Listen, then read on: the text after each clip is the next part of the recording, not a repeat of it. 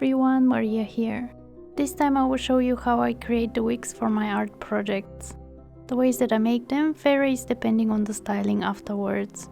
I will try to show you my basic ways. Please note that this isn't a water resistant wig and it shouldn't be washed, but I don't think that this is a problem really due to the nature of these art pieces. The wig cap is the one that I made in the first basics video. I have covered the head again with fresh foil to protect it from the glue.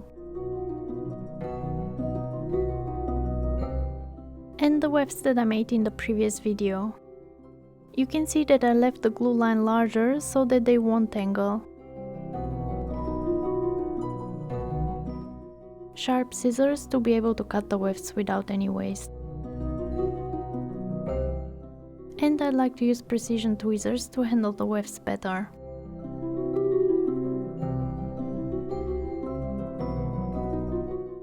I use clear permanent glue. It kind of looks like hot glue, but you don't need the heat here.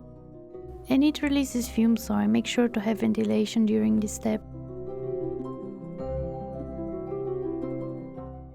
And I prefer using toothpicks to apply it. I have more control over how much I need and not to flow onto the hair.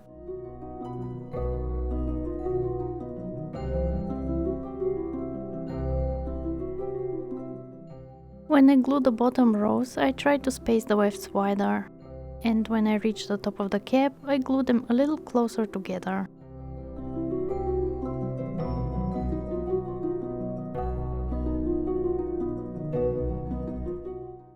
I always think of how the hair naturally grows, or if I create a style that has an odd placement of the wefts, I imagine how it would look styled.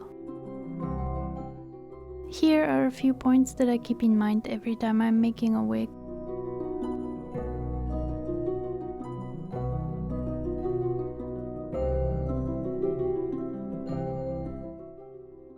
You might have noticed that in similar way is how sewn wigs are made.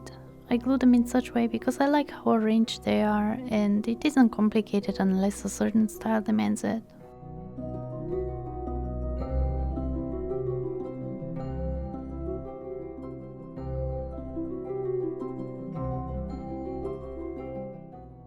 I make the part line either in the middle or when it is on the side, I like to make it under a slight angle. This is for styles without a fringe.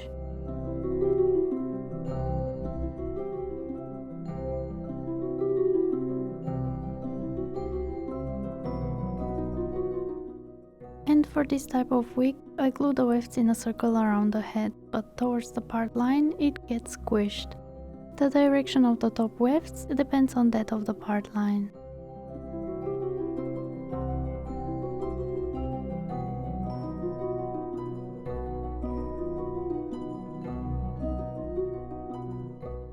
On wigs with a fringe, it is a little different. When I reach the forehead, I also cover the front with wefts.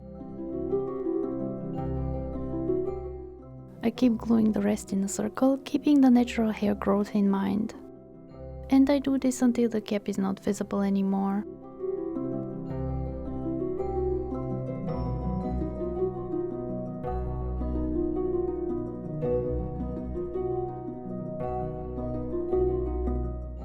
I will show you how I make my wigs with a fringe.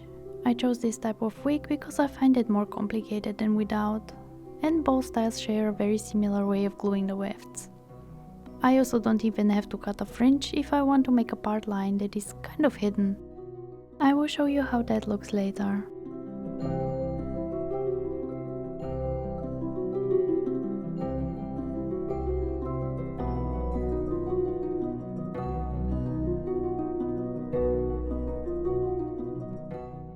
I place the bottom rows with wider space between. I do it this way because I don't like it when a wig turns out too fluffed up. It looks unnatural to me and I find it difficult to style.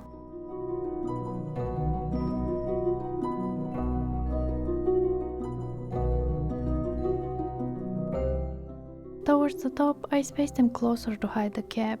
If I see rows that are too spaced, I can always go back and glue another between, but always after everything is dry.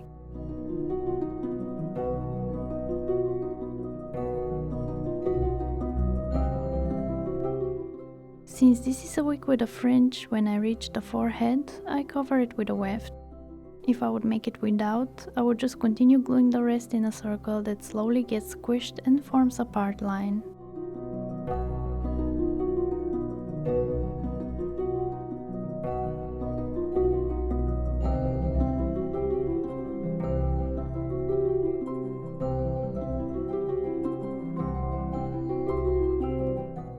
And I keep gluing them in a circle until the cap is not visible.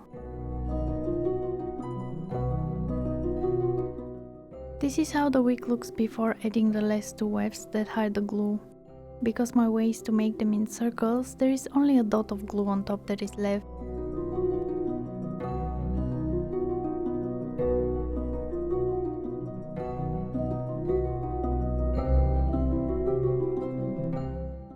And to hide the glue, I place the last two wefts in an opposite direction. What I mean by this is I glue, for example, one on the left and then flip it over to the right. And then the same for the other side.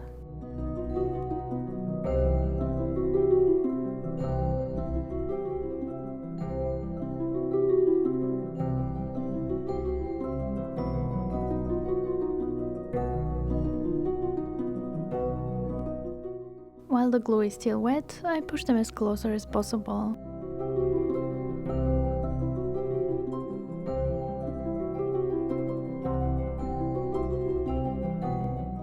This step is also the same for wigs with no fringe. But for those, the last two wefts are longer. They reach till the forehead. The circle gets slowly squished and I keep adding wefts until the glue line forms. That is the line that shows me where to glue the very last two wefts.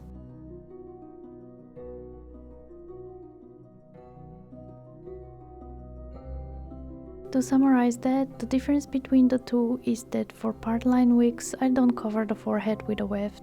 I just keep gluing them in a circle until they form the glue line, which is the glue dot for fringe wigs. This is how a hidden part line would look like. This would be the case if I would use the fringe method to make a part line wig.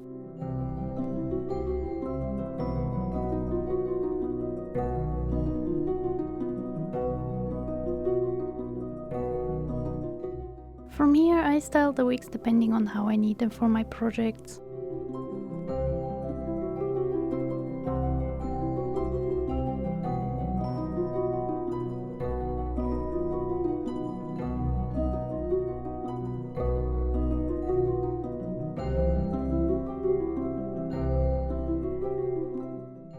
So this is how I make my wigs. Thank you for watching and I hope to see you next time. Bye!